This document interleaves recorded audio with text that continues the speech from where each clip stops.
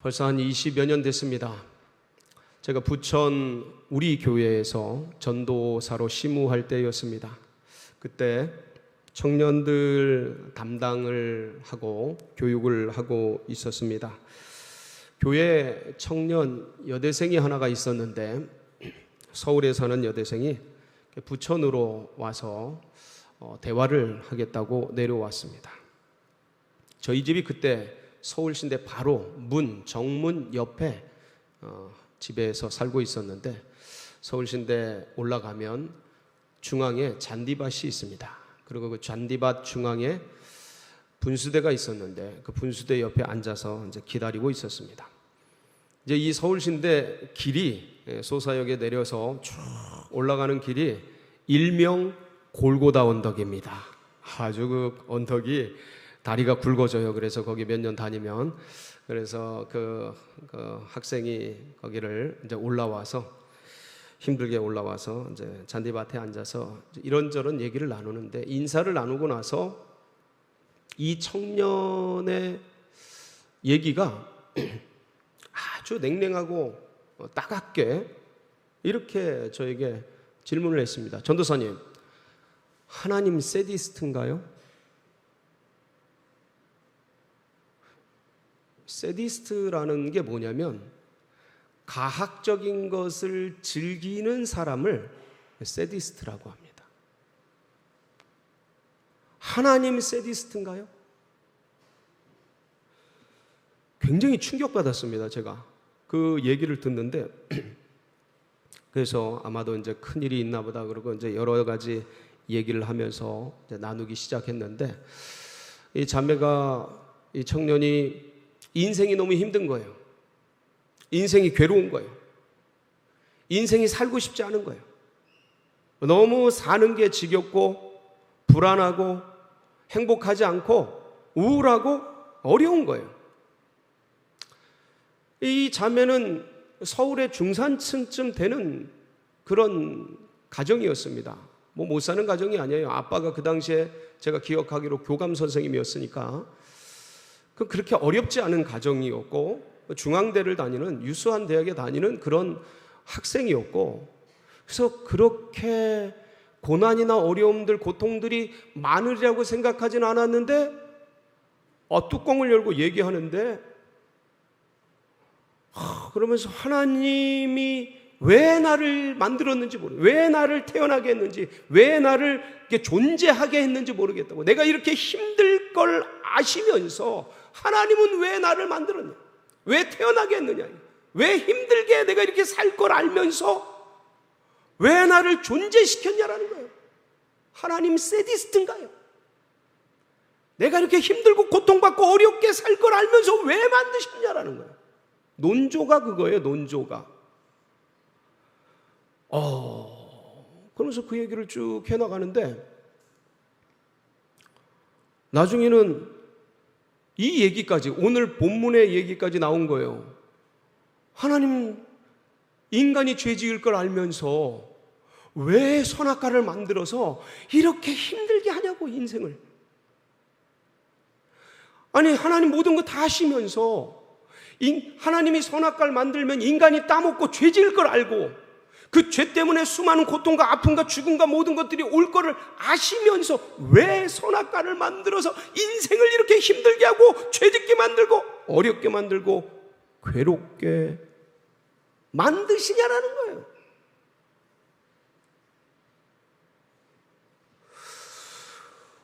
우와, 제가 그 질문을 듣는데 진짜 충격을 받았어요.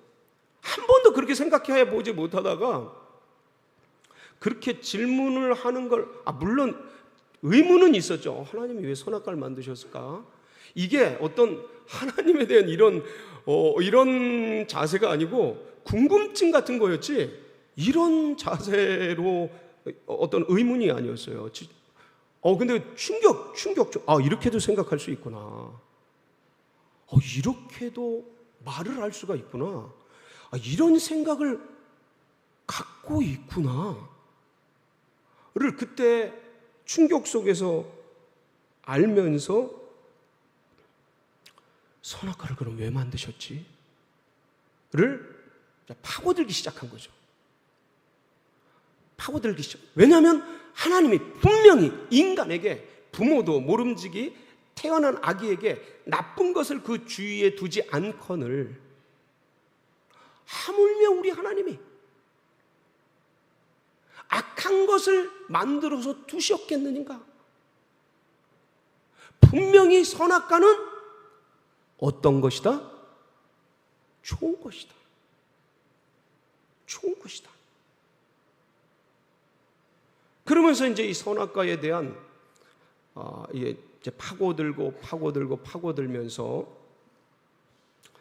이해를 하고, 그리고 그 부분에 대해서 이제 하나님의 뜻을 파악하고, 그리고 말씀 전반에 걸쳐서 왜 선악과가 있을 수밖에 없었는지, 하나님의 의도가 무엇이었는지, 하나님의 마음이 무엇이었는지를 알게 되면서부터 이걸 정리하기 시작했고, 그리고 이걸 나누기 시작했어요. 이거 벌써 몇 번 나눈 거잖아요. 몇 번 나눴습니다. 그런데 문제는 뭐냐면, 우리들이 진리를 알고, 은혜를 알고, 신학을 알고, 신앙을 알고, 믿음을 알고, 하나님을 아는데 이것을 전하지 않고 나누지 않으면 다른 것이 사람들의 의식과 사고를 지배해버리더라 이거예요.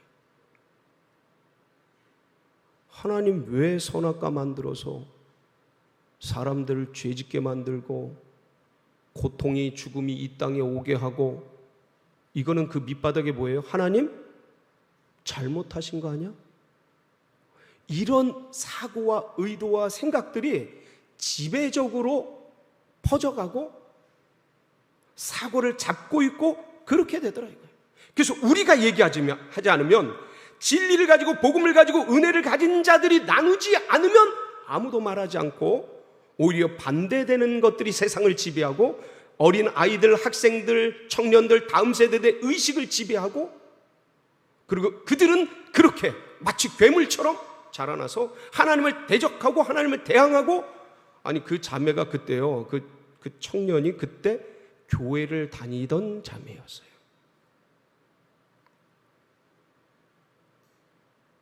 그런데 그렇게 생각하는 거예요. 그렇게 된다. 그래서 우리가 이 진리를 가슴에 품고 체계적으로 머릿속에 넣고, 그리고 그렇게 말하는 자들에게 대항해서 얘기할 수 있는, 진리를 증거하고 변증할 수 있는 그런 믿음의 용사들로 삶을 살아갈 뿐만 아니라 이런 것들에 대해서 이렇게 얘기할 수 있는 주의 복병들로 여러분 모두가 주님 앞에 자리 잡고 믿음이 성장하고 언어가 성장하고 은혜 가운데 나아가는 그런 복된 성도님들 다 되시기를 주의 이름으로 축원합니다. 자, 그러면 왜 하나님이 선악과를 만드셨을까요? 첫 번째, 선악과는 하나님이 인간에게 뭘 주기 위한 선물입니까? 자유. 뭘 주기 위한 선물이라고요? 자유. 하나님이 인간에게 자유를 주고 싶었던 거예요. 왜냐하면 하나님의 형상, 하나님은 모양이 없어요. 예? 영이시니까. 근데 하나님의 형상의 본질적인 것이 뭐냐면 자유셔요. 자유. 하나님은 자유하시거든요. 어디에도 구속되거나 매이지 않으셔요. 하나님은 자유로우신 분이에요. 그러니까 이 자유로우신 그 하나님이 인간에게 뭘 주고 싶은 거예요? 하나님의 형상을 새기고 싶은 거예요. 그 하나님의 형상 중에 가장 고귀한 것 중에 하나가 뭐냐면 자유. 자유 아니면 이게 딱 나와야 되는데, 자유 아니면 죽음을 달라. 가장 고귀한 것 중에 하나가 바로 자유예요. 그러니까 주님이 이걸 주고 싶은 거예요. 그래서 선악과를 만드신 거예요. 이 선악과가 바로 자유를 인간에게 주신 선물이에요. 왜 아직 제가 뉴욕은 못 가봤습니다. 미국은 가봤는데 뉴욕은 못 가봤어요. 근데 뉴욕 강에 가면 거기 그 리버티 섬에 자유의 여신상이 탁 있다고 합니다. 큰 한 48m, 50m 다 되는 그 자유의 여신상, 뭐에 대한 상징이에요?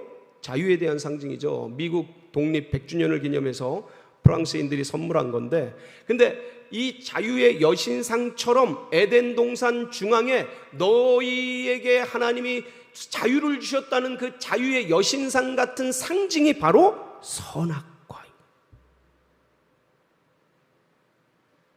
선악과. 근데 이 선악과는 그냥 이 자유는, 인간에게 주신 이 자유는 그냥 주신 게 아니고 하나님이 당신의 주님의 목숨을 담보로 해서 주신 거예요. 왜 그 부모들이 아이들을 낳는데 이 애들이 앞으로 살아갈 수많은 어려운 고난, 아픔 이런 게 있음에도 불구하고 자녀들을 낳지 않습니까? 그걸 부모들이 다 짐져주고 애들이 성장해서 성인이 될 때까지 책임져주고 막 그러잖아요. 그 고난을 감수하고, 그래서 회사에서 밖에서 그냥 어려움을 당하면서도 키워내는, 그러니까 한마디로 말하면 이 아이들이 당하는 고난과 인생의 고통을 알면서도 이 아이들을 출산하고 생명을 낳지 않습니까? 바로 그거예요. 하나님이 인간에게 자유를 주면 이 자유를 남용하여서 선악과를 먹고 죄악으로 떨어져서 죽을 걸 아시는데, 그러면 그 죽음 운명에 처해진 그 인생들을 구원하기 위해서 누가 죽으셔야 돼요? 하나님이 죽으셔야 하는데, 이거 아시는데 자유를 주신 거예요. 여러분, 자유란 악을 택할 수도 있고 선을 택할 수도 있는 여러 가지 속에 내가 자유롭게 선택할 수 있는 의지를 말해요. 선악과가 없으면 인간은 선택할 수 있는 게 없는 거예요. 자유가 없는 거예요. 만들어진 마마보이, 선 속에서만 살아가는, 하나님이 만들어 놓은 에덴 동산이라는 비닐하우스에서만 그냥 살아가는, 그게 나쁘다 좋다 이런 의미가 아니고 뭔가를 선택할 수가 없다는 거죠. 한마디로 말하면 생명체 있는 로봇 같은 존재가 되어지는 거예요. 근데 주님은 그게 아니고 자유로운 인격적 선택을 하는 인간, 이 하나님의 형상이에요. 이게 그런 존재로 사람을 지으신 거예요. 그래서 선악과를 하나님이 만들 수밖에 없었던 거예요. 이게 첫 번째 이유입니다. 선악과를 만든 이유, 첫 번째, 인간에게 뭘 주려고요? 자유를 주시려고. 두 번째는 인간과 하나님이 맺은 첫 번째 약속이 바로 선악과예요. 선악과. 첫 언약, 첫 약속, 첫 계약이 바로 선악과예요. 선악과. 선악을 알게 하는 나무의 실과인데 그냥 선악과라고 하겠습니다. 여러분, 이 선악과는 주님께서 그러셔요. 동산 중앙에, 에덴 동산 중앙에 영생과 선악과가 있는데 이 선악을 알게 하는 나무는 절대 먹지 말아라. 먹는 날에는 어떻게 되리라? 반드시 죽으리라. 손대지 말라. 그러니까 이 손대지 않으면 어떻게 되는 거예요? 영원한 영생을 누리는 거예요. 그러니까 이게 금지 언약입니다. 금지 언약. 하나님이 인간과 맺은 첫 번째 금지 언약, 그것은 그거를 먹지 말아라 라는 말씀이에요. 근데 인간이 의식이 형성되는 과정을 자세히 살펴보면 어떻게 형성되냐면 금지하고 제한하면서 의식이 형성돼요. 우리 자녀들을 한번 생각을 해보세요. 우리 자녀들을 기를 때 낳으면 아이가, 이 낳은 존재가 이 부모님이 만들어 놓은 방, 이 따뜻한 이불, 여기가 좋은지 나쁜지 어떤지 그것들에 대한 판단 자료가 없어요. 아이는. 그러니까 이 아이가 이제 막 걸어가서 저쪽 딴 길로 가고 막 이런 데로 갈 때, 애비 거기 안 돼. 자, 이 안 돼, 이게 금지 계약이에요. 거기로 가면 다쳐. 거기로 가면 애비 칼 그거 아야, 피 줄줄 아파. 만지면 안 돼. 금지 언약. 그러면서 그걸 건드리지 않고 여기 있는 게 안전하구나, 여기 있는 게 건강하구나, 여기 있는 게 행복하구나. 그러니까 그 금지 언약을 통해 반대적인 개념을 인식하는 거예요. 그거 안 하는 여기가 행복한 장소고 은혜의 장소고 기쁨의 장소고 그러한 장소인 것을 인식하는 그 첫 번째 주님이 인간에게 집어넣으신 언약이 바로 선악과 언약입니다. 그래서 이게 중요해요. 이거를 먹는 날에는 어떻게 된다 그랬어요? 죽는다 그랬죠. 죽는다. 그러니까 이걸 먹지 않으면 어떻게 돼요? 영원한 행복과 은혜가 보장되는 거예요. 그러니까 그 금지된 그 선악과 그를 내 의지로는 따먹을 수 있어요. 근데 먹지 않음으로 여기가 얼마나 좋은 곳이고 여기가 얼마나 안전지대인지를 인식하고 갈 수 있는 계약, 언약, 약속, 이게 선악과예요. 그러니까 참 자녀들에게는 행복한 그런 것이죠. 그것이 이 선악과가. 마지막 세 번째가 뭐냐면 이 선악과는요, 창조주와 피조물을 인식하는 경계선이에요. 경계선. 무슨 말씀인가 하냐면 이 경계선이 없으면 이건 중앙선 같은 건데 이건 생명선이란 말이에요. 죽어요. 없으면. 무너져요. 깨져요. 그래서 차들이 다니는 경계선, 이 중앙선이 없어지면 이게 이 차들이 막 부딪히지 않겠어요? 그것처럼 하나님과 창조주인 하나님과 인간인 피조물의 경계선이 뭐냐면 선악과인 거예요. 선악과를 보면서 하나님이 따먹지 말라 그랬지.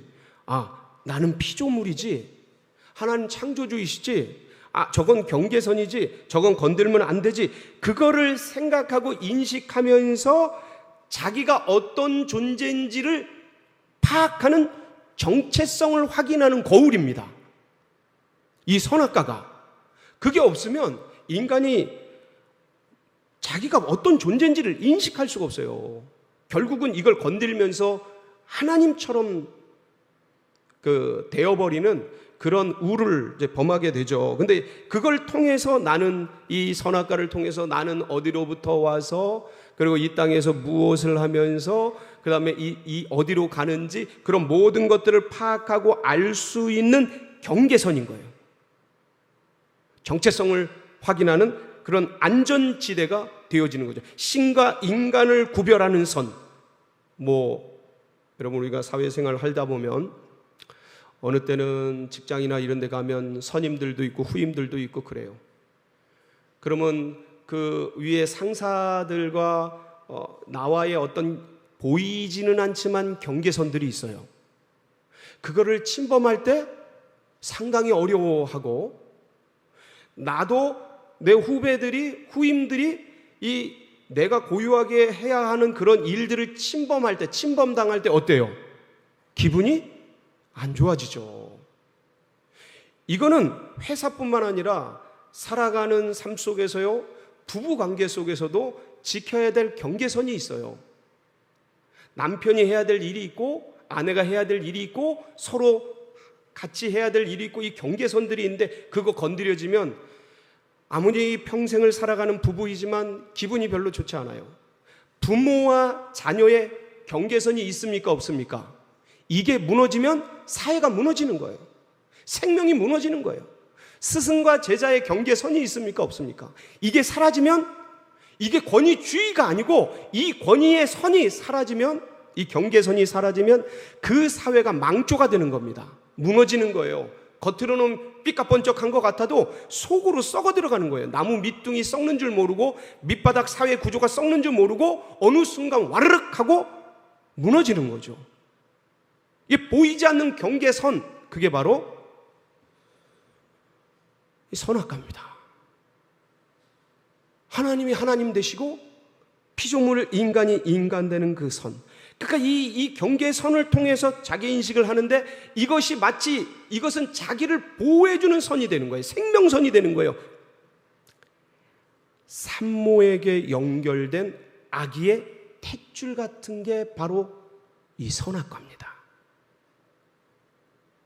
근데 아기가 이게 아우 귀찮어 이거 자꾸 나를 구속하고 억압하고 나를 묶어오고 딴 데로 맘대로 못 가게 하는 것 같아.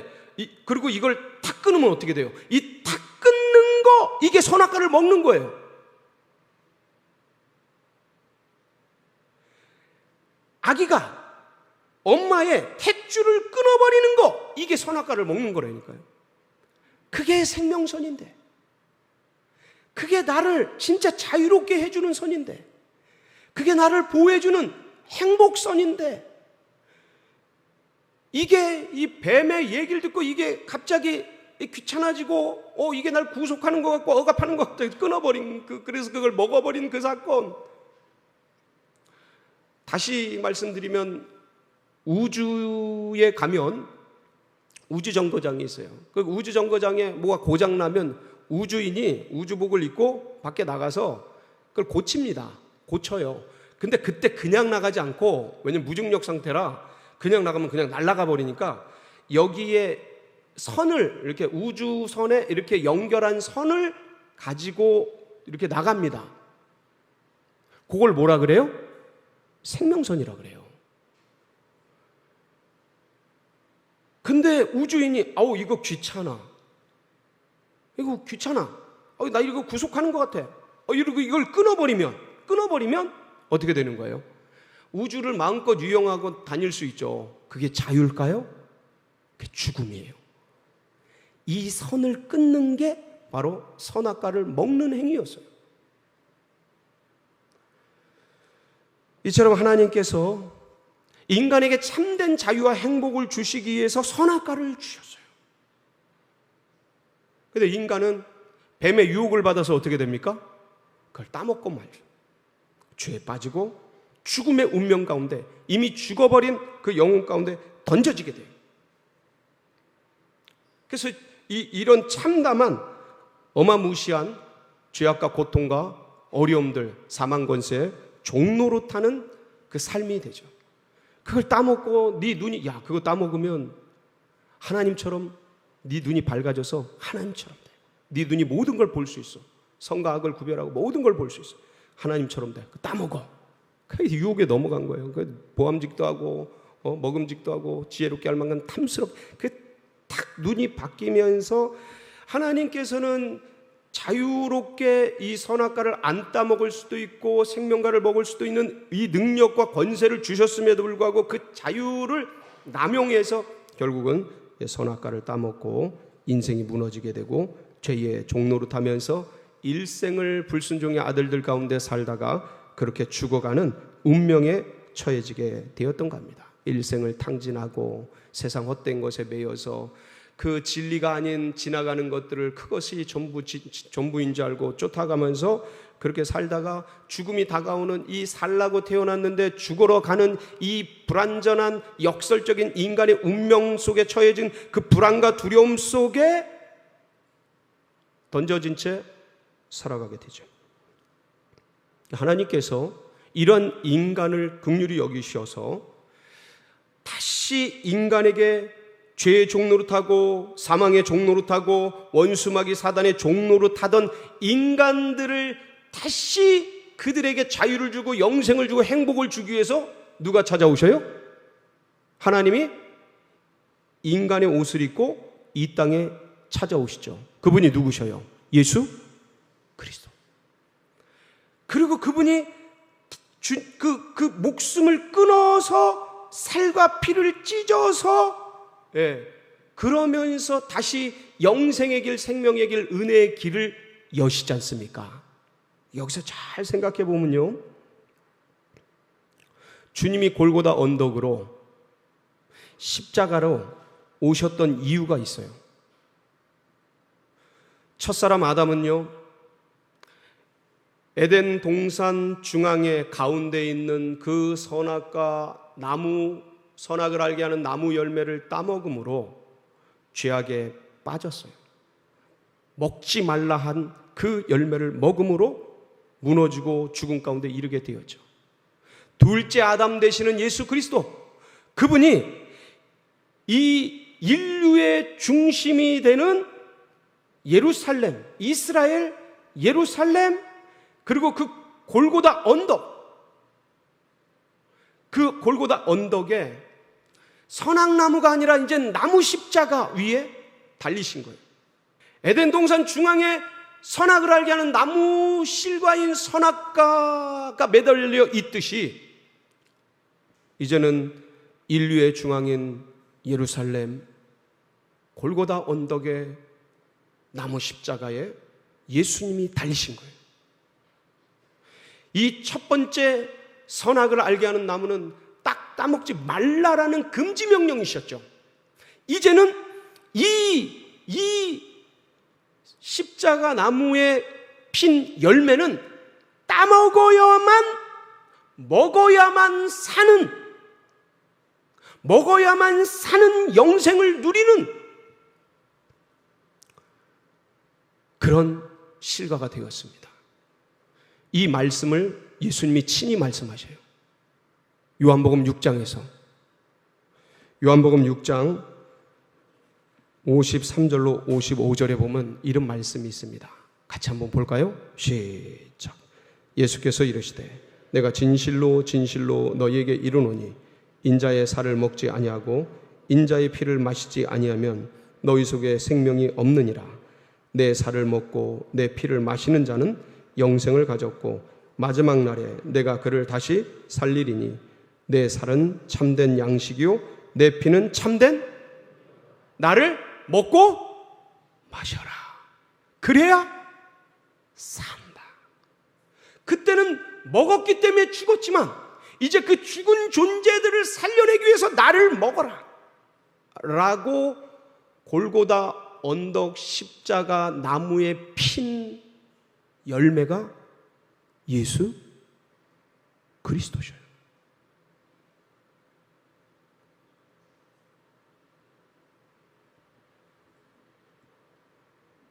이제는 이걸 먹어야 돼요. 예수의 피를 마셔야 돼요. 예수의 살을 먹어야 돼요.